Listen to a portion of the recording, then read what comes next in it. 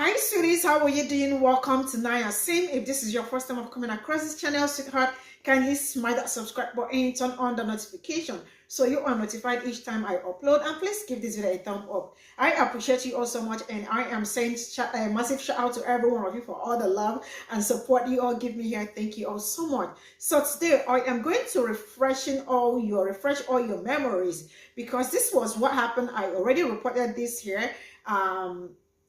A Black African American man who was kicked out for people being red and cis to him, right? Instead of kicking the red and cis people out, they kicked him out. They were bullying him and he was kicked out. Why was he kicked out instead of the people using the red and racial slurs on him? And a lot of people are already coming together to support him, because how do you see an African American person in the forum and it is okay for you to use racial slurs, and he complained and was fighting against it, and you all kicked him out because it is all your word, not black people's word? You know what? The black man ain't having it. He is up and fighting for it, and people are backing him up real good, and they are asking the county chairperson to resign. Why? Because he is so rare. And you do not want to miss out on this video. Let me roll this clip. We'll come back to talk about it. I absolutely want to read all your comments. Let me know what you all think in the comment section. So straight up, and I'm telling you straight up, I'm not a fool. I'm not a and I want. Wow. That's Shut right. The hell up. Shut up. Make me. Shut the hell up. Please, from the chamber. Please. Get the hell out of here, you racist piece of shit. We will have order in the room, Nathan. I use the term for ignorance. Not. Get out. Shut up. Get out. Anyway. Nathan, if you're gonna continue to break out, we will ask you to leave. You're disrupting the meeting. It's not just him. Everyone needs to quiet. Under our own county policies, what you cannot do is disrupt this meeting.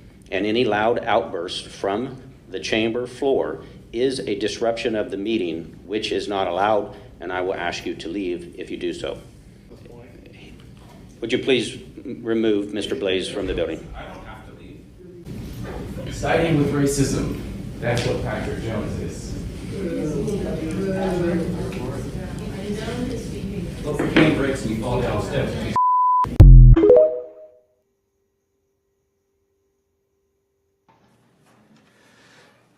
First of all, Patrick, if you had also apologized for your own actions, I could have accepted that apology.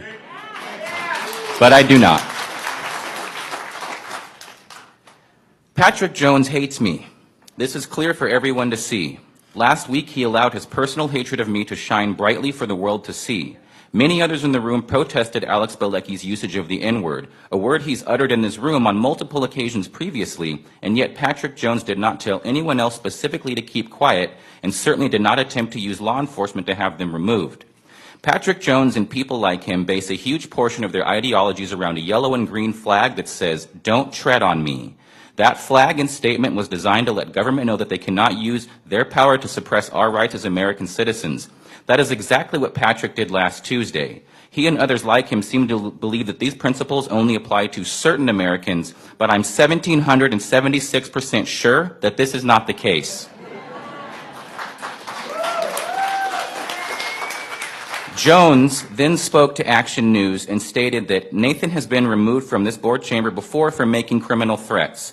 Not only is this a provably blatant lie, it is the definition of defamation. He immediately contradicted this statement the next morning on the KCNR radio program with Carl Bott. During that interview, he lied and defamed me at least a dozen more times. He stated that I've incited violence. He stated more than once that I used the F word during that last meeting and have used it repeatedly within these chambers. Both of those statements are egregiously false.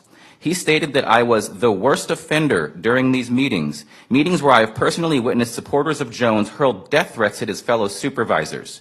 Patrick's past defaming rhetoric about me has caused me exponential mental turmoil, as other citizens in this county have parroted his false statements about me ever since. 2 years ago in this board chamber, Jones publicly and loudly labeled me a domestic terrorist after simply asking him a valid question regarding what happened at Market Street Blade and Barrel. He then went on to state that I had participated in the Seattle riots. I have never been a part of a riot in my life. During his radio interview with KCNR, after falsely stating that I'd used the F word, he compared its usage to the N word. The fact of the matter is even his lie is not a justification for its usage. These two words are on completely different levels, and there is no comparison whatsoever. Not a single soul has ever been oppressed by the usage of the F word, whereas the N word has been used to disparage, alienate, and disenfranchise an entire group of African American citizens for hundreds of years. The fact that Jones would even think to make the comparison is further proof of his elite privilege, because the fact is there's no word in any language that can make people like him feel the way the N-word makes African Americans feel. As even Karl Bott stated on his program, those are fighting words, and the First Amendment does not protect fighting words or language that could incite violence, as Patrick seems to think. Local law enforcement apparently also believes that Mr. Bielecki's speech was not protected, which is why they filed charges against him. Jones has made decision after decision using his power as a supervisor to find ways to personally enrich himself and those he ideologically agrees with, while simultaneously putting county citizens at direct risk of not only contracting a deadly disease, but being potentially shot in the head while driving down Highway 44 past his proposed gun range. Can you please wrap it up? I'm almost finished. He has blackmailed his coworkers and he has sent threats to local citizens. He has taken away the voting rights of 111,000 Shasta County citizens due to his unwavering willingness to believe and support disinformation. Jones told KCNR that his personal disdain for me did not affect his decision to remove me. I fully believe this to be false, as evidenced by the numerous examples of his past rhetoric disparaging and targeting me alone. The truth is that I was not the one who disrupted the meeting. Alex Bielecki was. And Jones... Thank you, Nathan. That is all. Thank you, Nathan.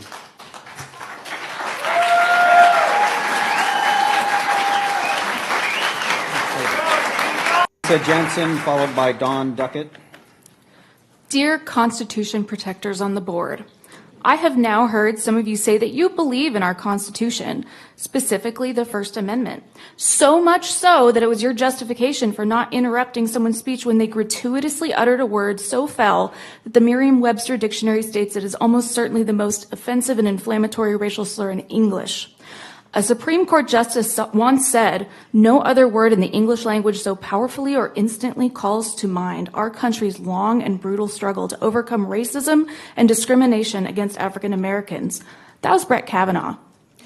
You might at least pretend to understand the extreme privilege of where you sit today, not just on this dais, but 4 of you 5 are middle-aged, middle-class white men. Your demographic is far more likely to be a perpetrator of a hate crime than a victim of one. You sit in your comfortable homes, polishing your expensive firearms, and have the audacity to complain about how hard it is to live in America these days. You complain about cancel culture from the comfort of a slick recording studio and then hop into a lifted truck worth 60 grand. You claim to care about the First Amendment, but I don't actually believe you. I've seen several of you looking like you're nodding off during public comment. Mr. Cry blocks constituents on his political social media, which according to Ninth Circuit decision in Garnier versus O'Connell-Ratcliffe is a violation of the First Amendment. You invite us up to this podium and give us 3 minutes of you staring blankly at us, not caring what we have to say. You allow speakers to go over time with their words fit your agenda and then cut them off abruptly when you criticize their action, when they criticize your actions. Free speech is a fundamental right that often cannot be regulated by government. But Patrick Jones, while others on your board rightfully condemned the gratuitous and unnecessary use of a racial slur in a public meeting, you instead chose to interject an unsolicited First Amendment lecture, by the way, not a lawyer, and then singled out Mr. Pinckney talking out of turn as supposedly more egregious than the racial slur that incited the strong response in him as the only African American in the chambers. If you had a shred of decency, you would have said, "Hey, I don't like outbursts from the audience, but in this situation, I understand." Instead of waiting a week to have a photo op where you didn't even apologize for your actions.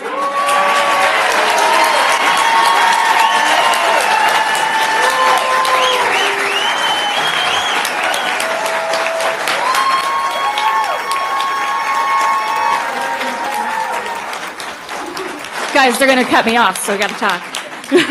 The Constitution isn't just for a few self-styled patriots who wrap themselves in the flag and champion the values of only straight white Christian conservatives. As elected representatives, you must set aside your personal agendas and legacies and treat all of us as equals, including those who do not look or act in a way that pleases you. You have not shown a predisposition for doing that, and you should relinquish your power for someone who will truly respect the values of our country and our county. Thank you, Lisa.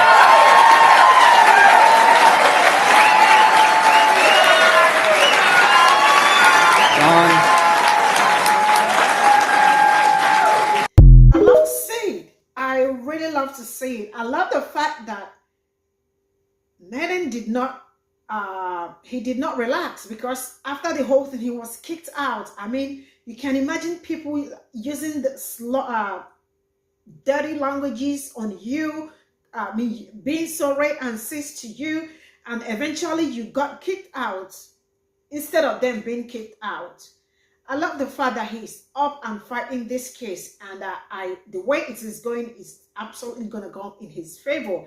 And I love the fact that also people are supporting him, and people actually saw from the chamber, the head of the chamber, that he is so right and cis, because for him to allow something like that to happen in the forum, it means he is also right and cis. So kudos to everyone that is also backing Nathan up to fight this.